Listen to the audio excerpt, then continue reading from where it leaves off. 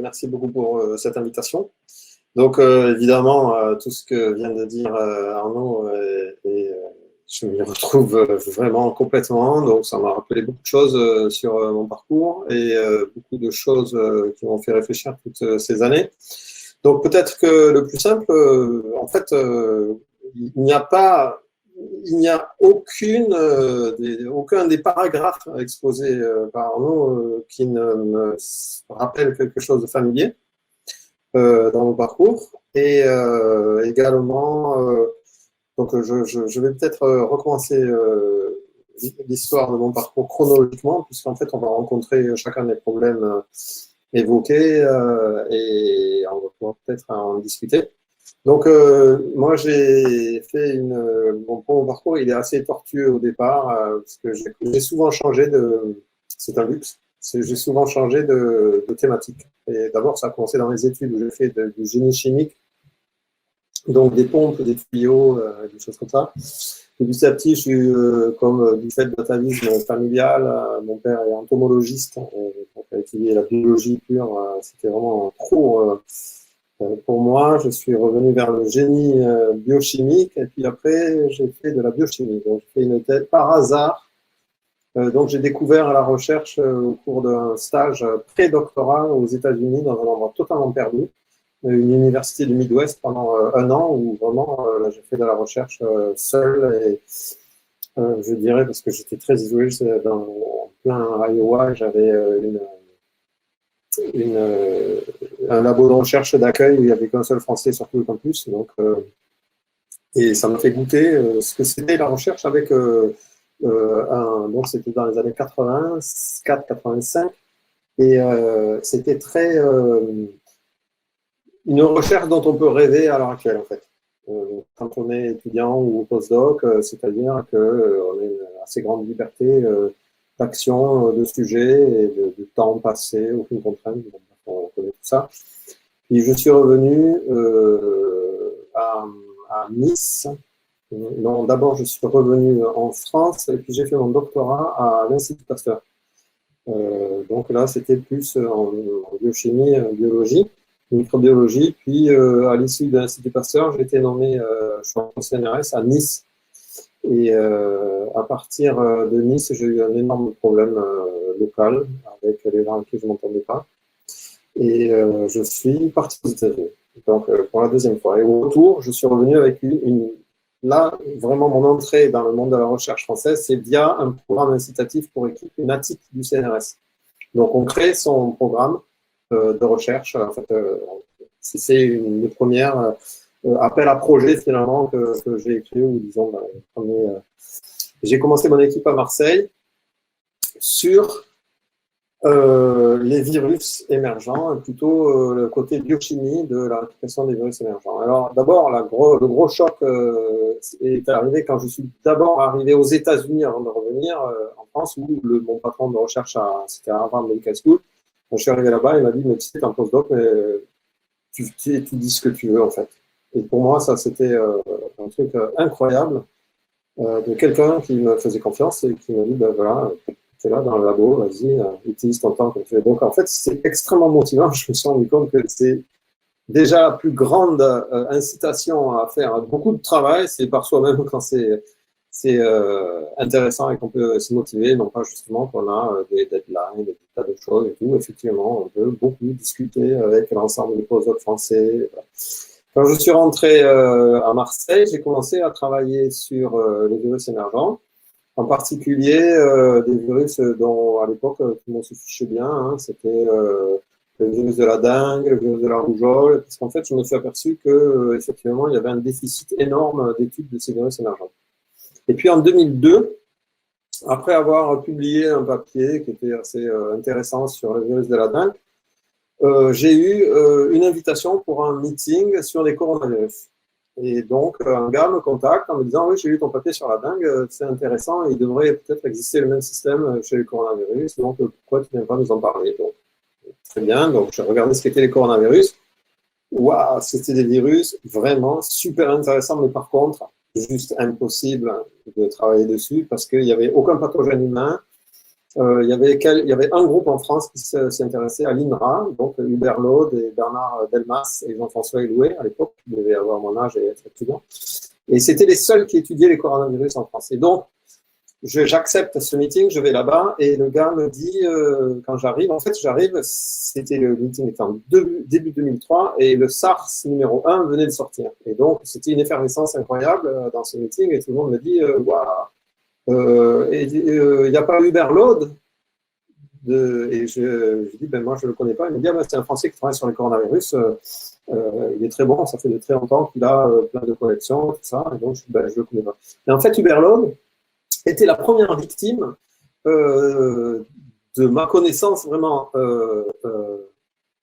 de cette espèce de management de la science et cette espèce de mode, puisque quelques années auparavant, 2003, donc c'était plutôt dans les années 96-97, Hubert Laude, qui travaillait sur le coronavirus, il était à l'INRA, et l'INRA lui a dit, écoute, les coronavirus, c'est bien, mais c'est pas très intéressant.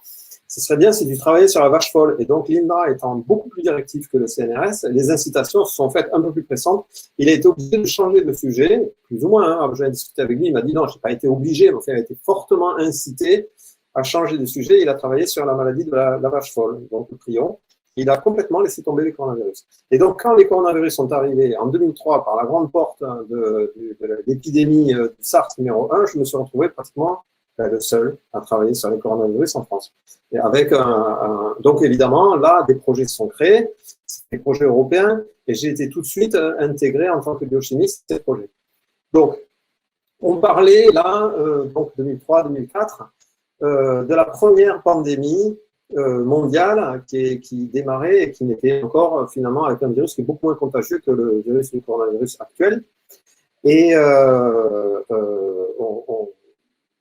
là a été déjà les premiers concepts européens de grands projets sur anticiper ce qu'on pouvait effectivement faire sur les virus émergents, parce qu'on se rend compte que la recherche, tout ce qu'on voit aujourd'hui, de la spike, des mutations, des variants, etc., c'est de la recherche qui est immédiatement applicable pour savoir si le virus va être plus contagieux avec le variant anglais ou pas, qui sont issus de la recherche en biologie structurale. On peut voir la structure de la spike du variant anglais, par exemple, est-ce qu'elle va bien coller au récepteur de nos cellules pour être donner un virus plus infectieux ou pas. En fait, ça, ce sont des données de sciences fondamentales. Des sciences fondamentales qui prennent des années et des années à être déterminées, à être faites. Et donc, la question de l'anticipation qui nous est venue à l'idée à l'époque, en 2004, c'est de faire un projet d'anticipation large sur tous les virus pour essayer de dire, ben, s'il y a un nouveau virus émergent qui arrive, à ce moment-là, il va certainement ressembler à quelque chose de connu. Si on a déjà au moins un virus type qui est étudié, dont on a ces données, on va pouvoir évidemment faire une translation de ces données et l'adapter très très rapidement. Donc, on s'est lancé dans un projet de recherche fondamentale, anticipatrice, grand large. Et l'Europe, à l'époque, nous suivait, puisque l'Europe avait un rôle structurant de la recherche en Europe. Et on a passé des années, de 2004 à 2008, 2009, des années extraordinaires où, effectivement, on était bien soutenu, bien entendu et très collaboratif. Donc, ça a été, malgré le fait que, effectivement, moi, c'était le premier projet européen en sciences de la vie qui était dirigé par un Français, en fait, coordonné par un Français. C'était beaucoup de boulot, mais c'était un travail où on n'avait pas encore toutes ces contraintes de langage et de jargon européen et tout un tas de feuilles de temps, de tout un tas de merdier, excusez-moi, passez-moi l'expression, qui étaient extrêmement chronophages. Et à l'époque, c'était un projet où, même en tant que coordinateur, nous avions énormément de temps scientifique. On voyait les collègues, on discutait énormément de sciences. Et puis, petit à petit, est arrivée en 2008 la crise financière. Pour moi, c'est une vraie rupture de ce qui s'est passé dans les sciences. C'est une rupture à plusieurs égards. Le premier, évidemment, financier. Donc, l'ensemble des programmes se sont trouvés vraiment altérés par cette crise. Et il y a eu un relais, une instauration de nouveaux paradigmes au niveau national, hein, parce que quand les projets européens ont commencé à s'arrêter, il faut bien trouver des raccords avec les projets nationaux. Il y a eu la création de l'ANR un petit peu avant, et il y a eu surtout Nicolas Sarkozy, qui est arrivé, qui a été le premier grand fossoyeur de l'idée de sciences académiques indépendantes, bien financées et bien mises en place. Donc en 2008, le premier gros coup de poignard, à part la crise, du fait que les caisses sont retrouvées effectivement beaucoup plus vides, ça a été la création de l'impôt, du crédit d'impôt recherche, où on a vu mathématiquement les deux verres, les vases communicants, où le verre de financement national s'est complètement vidé pour créer, voir l'argent qui est parti dans le crédit d'impôt recherche. Alors, vous êtes bien sûr au courant que par exemple, une entreprise comme Sanofi a touché 120-130 millions d'euros annuels en crédit d'impôt recherche. Pour remettre les choses à leur place, les projets de l'ANR à cette époque, en 2008, il y a eu un appel en maladie infectieuse. Maladie infectieuse, c'est-à-dire bactéries, virus, tout confondu, c'était 8 millions d'euros. Donc 8 millions d'euros, c'est même pas le prix, la somme d'argent qui était allouée à un projet intégratif européen, comme celui que je dirigeais, puisqu'on avait 12 millions d'euros pour 24 laboratoires. Donc, un premier assèchement énorme qui a été continué exactement dans le même terme par François Hollande. Lui, ça a été pire que Sarkozy, parce qu'en fait, il a repris exactement la même chose, sauf qu'il était auréolé d'un espoir que ça allait changer. Donc là, ça a été une déception terrible et Macron n'a rien fait pour changer le cours, même si après, le discours depuis 2020 a changé, mais dans les faits, il n'a rien fait changer. Donc voilà, à partir de 2008, je dois dire qu'il y a une autre chose qui a changé, c'est la politique européenne qui a changé. Moi, j'attribue ça principalement, mais c'est pas du tout appuyé par une étude en bonne et due forme. Le changement de mentalité totale des gens avec l'apparition des réseaux sociaux, avec l'immédiateté instantanée des résultats, des choses tangibles qu'il faut faire dans un temps défini, le manager, tout le problème managérial de la recherche qui est arrivé à ce moment-là, et un changement dans les règles européennes, dans le sens où, au lieu d'anticiper les projets, ils ont décidé de réagir à des virus émergents. Donc, au lieu de continuer à structurer pour anticiper, ils ont dit, ben non, on ne va pas faire ça, on va attendre qu'il y ait une crise, et on réagit à la crise. En fait, la raison principale, c'est que l'argent du contribuable est beaucoup plus visible. Vous avez une crise avec H5N1 à l'époque, ensuite le chikungunya, Ebola, un peu les suivre, Zika, puis après maintenant le coronavirus. On peut suivre toutes ces épidémies avec la réaction de l'Europe et non plus l'anticipation. C'est une fois que H5N1 est sorti, il y a eu je ne sais pas combien de projets européens qui ont été d'appels d'offres qui ont été donnés pour réagir à ça. Ben, si on ne travaille pas sur le bon virus, terminé. Donc c'est comme quand Sarkozy est arrivé et qui a dit bon, Alzheimer, c'est trop important. À l'époque, en 2008, il a fait un plan Alzheimer où il menaçait de mettre, je ne sais pas si des amis, 400 millions d'euros. Donc, les gens qui travaillaient en neurosciences, pas sur Alzheimer, évidemment, tout d'un coup, ils se sont sentis travailler sur Alzheimer parce que c'est là où il y avait de l'argent. En fait, ça crée des effets de mode, les gens changent de sujet alors qu'ils ne sont pas vraiment spécialistes. C'est vraiment. On peut aussi retrouver ça sur le coronavirus à l'heure actuelle. Il y a tellement peu de gens qui travaillaient qu'il y a énormément de gens qui se sont mis sur le coronavirus et qui n'ont pas les compétences de travailler sur le coronavirus. Et ça a donné évidemment des transitions très bonnes, et ça a donné aussi beaucoup de misère scientifique avec des projets ni fait ni à faire, et beaucoup d'argent qui a été jeté par les fenêtres. Bon. Après 2000, ce projet a été suivi d'un autre projet, donc c'était le projet Visier d'anticipation, il a été suivi par un autre projet où on nous a déjà demandé à ce moment-là de mettre la charrue avant les bœufs, c'est-à-dire, bon, vous avez déjà anticipé suffisamment, maintenant il nous faut des médicaments, et donc ils nous ont fait faire un projet qui était déjà très très axé vers le développement plutôt que de continuer la recherche, comme si tout avait déjà été fait et que maintenant il fallait passer à autre chose. Donc, et puis après, en 2015-2016, tout s'est arrêté. Là, carrément, il était admis. En 2014, par exemple, l'épidémie d'Ebola est arrivée. Bon, ben, on a réagi à l'épidémie d'Ebola en faisant des projets de recherche sur Ebola. Et puis ensuite, 2016, nous, en 2015, on a écrit à la Commission européenne en disant, écoutez, c'est bien anticipé. Il y a d'autres virus qui vont émerger. Il n'y a pas qu'Ebola dans la vie. Il y en a d'autres qui vont arriver. On a nommé, par exemple, un projet. Donc, on a nommé 9 familles de virus qui pouvaient émerger en 2015. Et on a envoyé cette lettre la Commission européenne. Et en numéro 1, on avait dit il y a des flavivirus qui vont arriver. L'année d'après est arrivée l'épidémie de Zika. Donc, ça fait tout le monde par surprise. En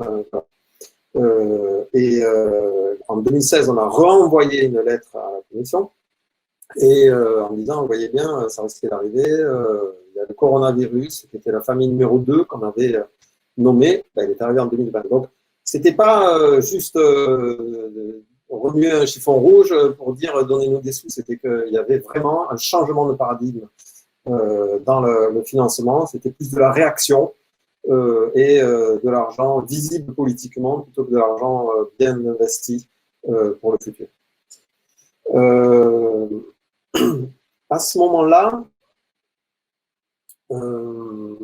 qu'est-ce qui s'est passé? Il y a eu un gros désengagement en France sur en fait, les caisses étaient tellement vides, je me rappelle que, par exemple, il y a eu un été où les agriculteurs ont manifesté et ont cassé du purin en Bretagne quelque part, parce qu'il y a beaucoup de misère en milieu agricole.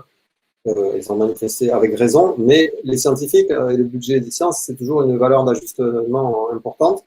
Je me rappelle que 22 millions ont été pris sous François Hollande directement pour dédommager, aider les agriculteurs. Ils ont été pris sur le budget de l'ANR. Donc je me rappelle très bien avoir eu un projet, une réunion à l'ANR sur la présentation de projet où la présidente de l'ANR nous a dit bon, en fait, les taux de sélection des projets vont encore diminuer parce qu'on nous a amputé de 22 millions.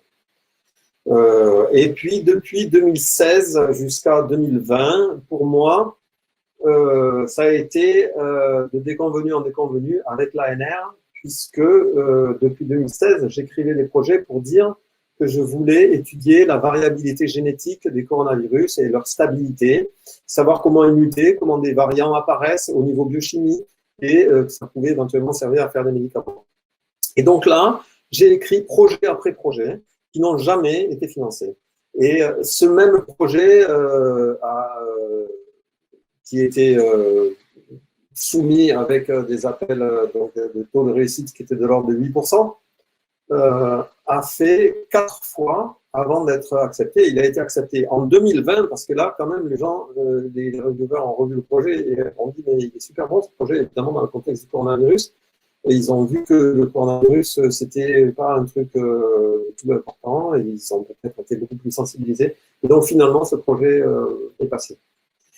Donc, ce que je retiens de la vision managériale de la recherche qui a été mise en place par Sarkozy donc en 2008, c'est qu'en fait, ils sont arrivés avec cette vision à exactement le contraire de ce qu'ils souhaitaient. Ils auraient souhaité, je me rappelle d'avoir été invité en 2008, je crois, à l'Élysée, comme en tant que 30 personnes qui travaillaient en virologie. On était une trentaine de scientifiques. Il y avait d'ailleurs Didier Raoult qui était là, qui a profité de s'engueuler avec tout le monde à l'époque, déjà. Et il souhaitait, donc Sarkozy nous a fait un discours, contrairement à Macron, qui a quand même une capacité d'écoute, même s'il fait sa tête après. Sarkozy, lui, est arrivé, et il a discuté, il nous a sorti sa vérité sur la recherche, comme quoi on était 40% moins productifs que les chercheurs anglais, avec des chiffres de les sorts, comment il avait eu sa bibliométrie là-dessus, et que, vous rappelez cette expression, oui, s'il y a du chauffage et de la lumière, c'est bon, pourquoi on se décarcasserait? Voilà, c'était ça la recherche, c'était très insultant, en fait, moi j'étais très choqué de la manière dont il nous avait s'était adressé à nous. Et donc, il nous a dit l'ère des managers en chemise blanche qui vont arriver, qui vont mettre de l'ordre dans la recherche pour enfin remonter notre productivité au niveau national parce qu'on était vraiment trop minables. Vraiment, c'est comme ça que beaucoup de gens l'ont vécu. Et en fait, les résultats de ça ont été vraiment le contraire de ce qu'ils étaient censés soigner.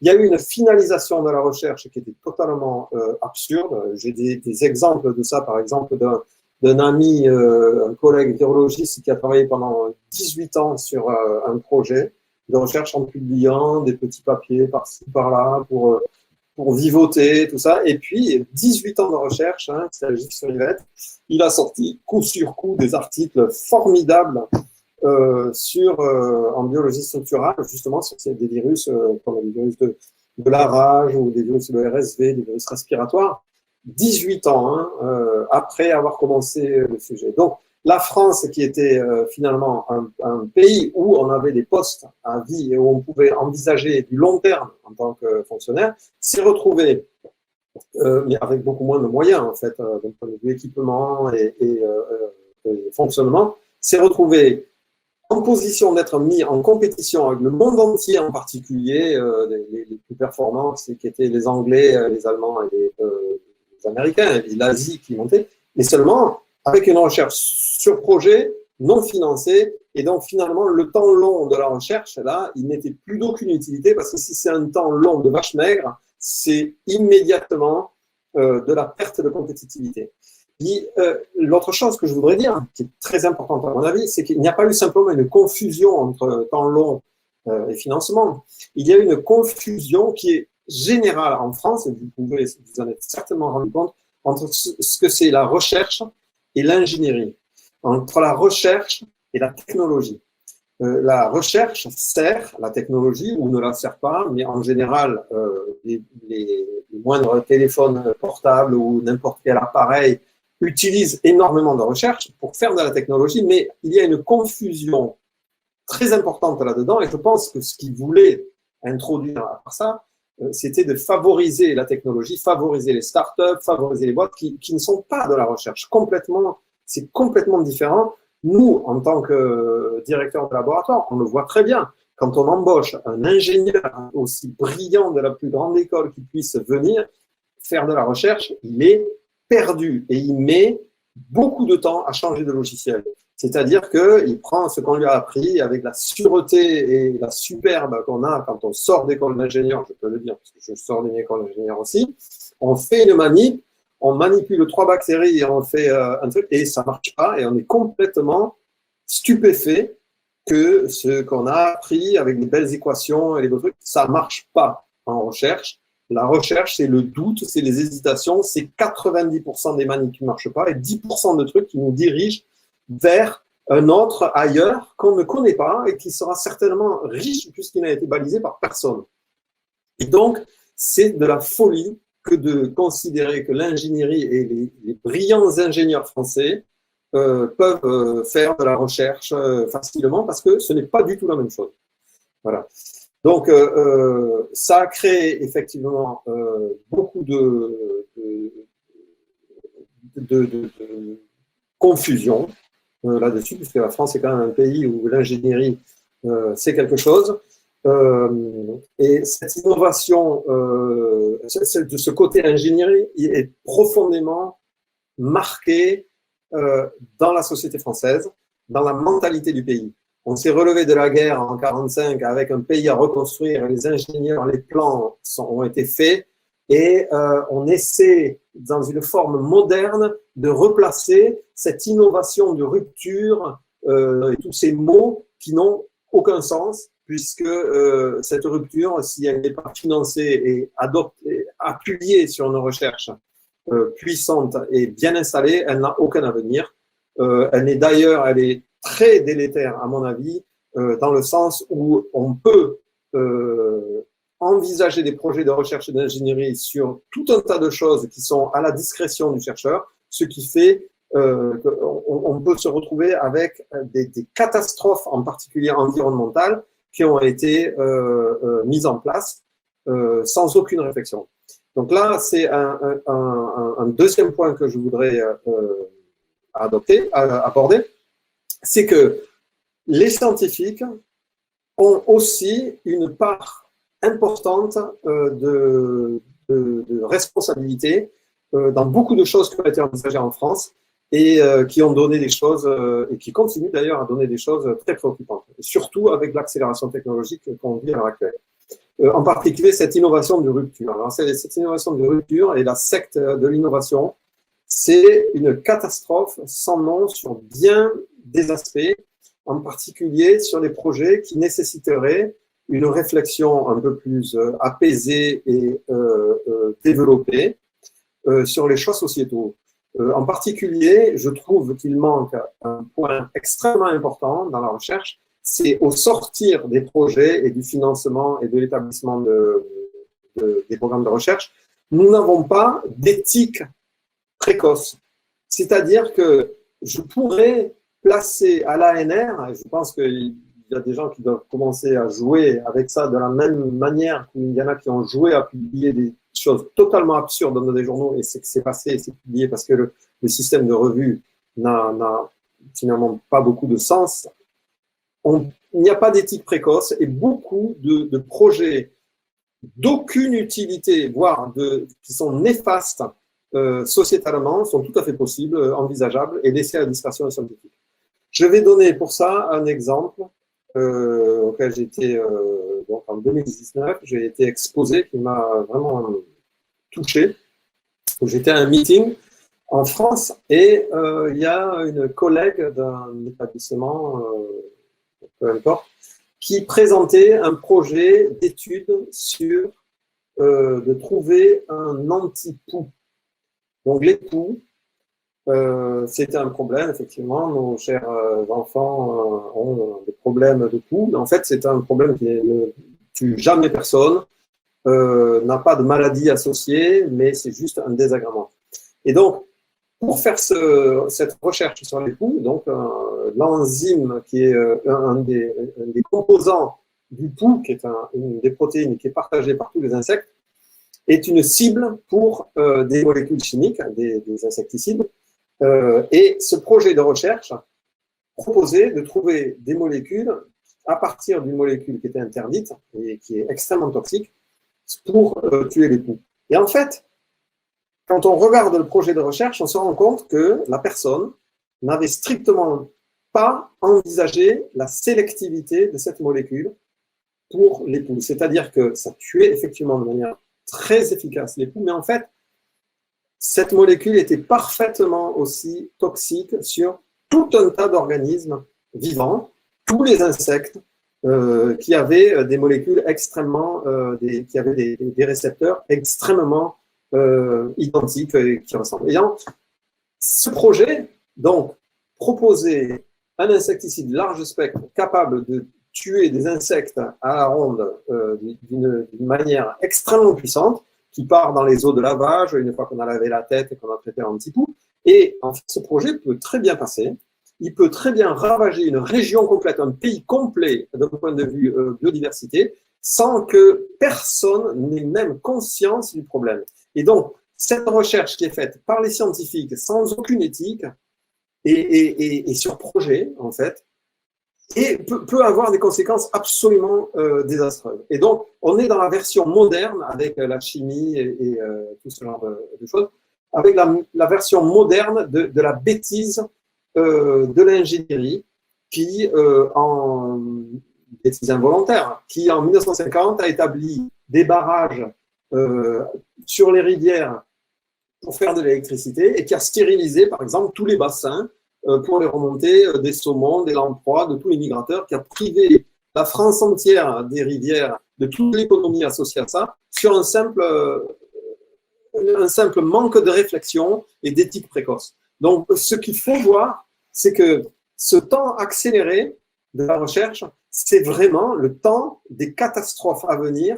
On peut voir ça avec les insecticides à l'heure actuelle, les pesticides au sens large, le CRISPR-Cas9 pour modifier les espèces vivantes sans aucune éthique ni aucune réflexion dessus sur les catastrophes qui vont venir. Voilà ce que c'est l'accélération de la recherche avec voilà, aucun contrôle et aucune vue sur la société. Alors, la responsabilisation, évidemment, aussi, hein, là-dedans, elle tient aux scientifiques, puisque pourquoi, en fait, les scientifiques ne réagissent pas eux-mêmes là-dessus? Ils n'ont pas que ça à faire, les scientifiques. Il faut qu'ils écrivent des projets, il faut qu'ils accélèrent, il faut qu'ils tapent eux-mêmes leurs projets, il faut qu'ils fassent leur ménage. Aujourd'hui, j'ai passé tout mon après-midi à changer des bonbonnes de CO2 qui fuyaient dans le labo avec des urgences permanentes parce qu'il n'y a plus rien qui est fait. Voilà, une méthode d'asservissement des scientifiques C'est très simple, c'est une méthode dans laquelle on est totalement surchargé de temps, débordé, et on nous a collé beaucoup de métiers sur le dos, en plus que la recherche qu'on doit faire.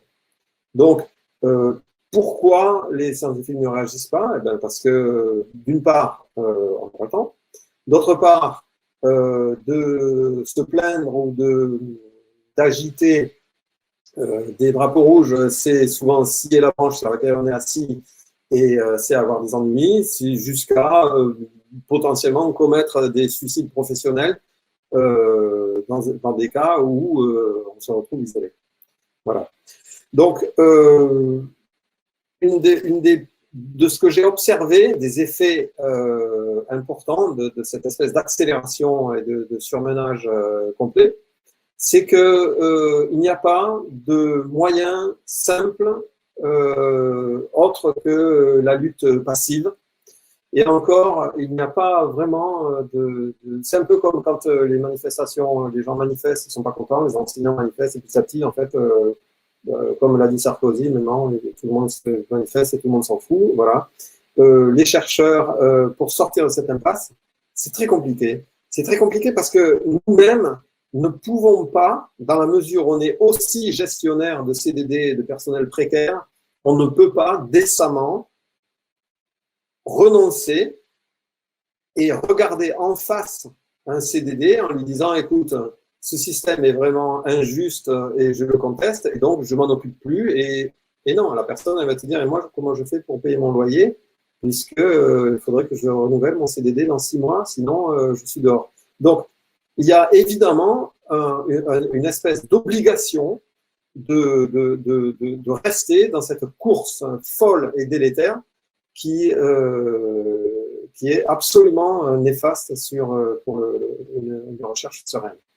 Alors, je vois beaucoup de collègues autour de moi qui décrochent petit à petit. Je pense que c'est un effet qui est voulu aussi. S'il y a moins de gens à gérer dans la recherche, finalement, ça fait moins de postes, c'est plutôt en adéquation.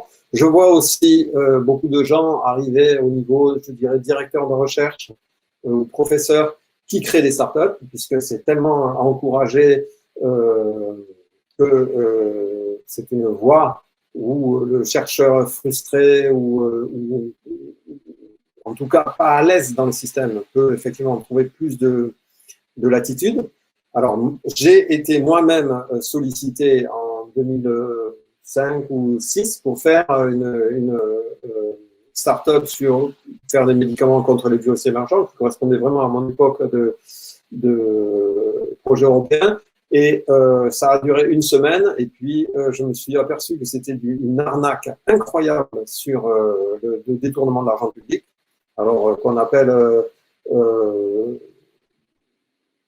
comment dire, qu'on qualifie de risque, hein, c'est-à-dire qu'on dit il y a 10 projets de start-up, il y en a 9 qui capotent, puis il y en a un qui marche, et voilà, on accepte. Non, en fait, ce qui se passe, c'est dans ces créations à partir du personnel de la recherche, moi, on m'a demandé d'être juge et partie. C'est-à-dire que c'est moi, en dehors de mon temps de recherche, qui mettait un costard et qui allait ensuite défendre devant la région ou devant d'autres organismes la création de cette boîte avec mes arguments pour moi. Évidemment, nous n'avons aucun contradicteur en face. Il n'y a personne qui connaît mieux le sujet des antiviraux que moi dans ces espèces de réunions où on doit convaincre des investisseurs.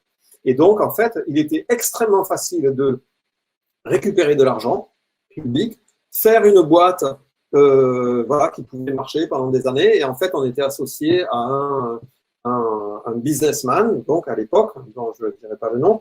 Et une fois qu'on a eu levé 200 000 ou je ne sais plus combien c'était, ou 300 000 euros pour cette boîte et que tout commençait bien et tout allait bien, en fait, le businessman a eu une phrase malheureuse. Il a dit ouais, nous au moins on se bouge le cul. C'est pas lui qui s'est bougé, c'était moi. Et au moins on n'est pas comme ces fonctionnaires qui ne foutent rien. Et il a oublié que moi, en fait, en face de lui, j'étais un de ces fonctionnaires qui ne foutent rien. Donc le lendemain, je lui ai envoyé ma démission et ça a été terminé pour tout ce qui était, pour moi, en ce qui concerne les startups et toute cette espèce de microcosme qui ne correspond pas du tout à ma vue de la recherche. Voilà. Bon, effectivement, je n'ai pas parlé de ce dont a parlé Arnaud avec la consommation numérique de la recherche et tout le capital numérique. Je voudrais juste dire qu'en 2018, malgré le fait qu'on continue à publier et que du fait qu'on avait vraiment très très peu d'argent et que le laboratoire était sous perfusion et qu'on allait bientôt mourir, on a eu un contrat industriel avec des gens qui voulaient faire des antiviraux qui nous ont sauvés. Juste ce temps-là, et le coronavirus est arrivé. Et effectivement, à ce moment-là, je me suis aperçu que oui, on avait changé d'époque et que comme on était très très sollicité pour communiquer, je me suis mis effectivement très à reculons, parce que j'ai jamais eu de compte Facebook ni quoi que ce soit, je me suis mis sur Twitter parce que je me suis rendu compte que si on n'était pas sur les réseaux sociaux et qu'on n'existait pas, eh bien, on allait tout simplement disparaître. Donc, à contre-cœur, je me suis mis sur Twitter et j'ai commencé à effectivement commencer cette espèce de manège chronophage pour dire qu'on était là. Heureusement, dans une certaine mesure, le coronavirus est revenu et nous a permis de retrouver des niveaux de financement de l'ordre de ce qu'on a en 2004. Et donc là, la recherche est repartie, bien financée. Et j'ai gardé Twitter comme un moyen quand même d'être un très très bon journal club en virologie, parce qu'effectivement, on est quand même, les réseaux sociaux apportent cette espèce en fait Twitter du moins, apporte la possibilité d'avoir un réseau de publications et de contacts qui passe très rapidement et qui permet aussi d'exprimer des petites des aiguillons en ce qui concerne le financement de la recherche.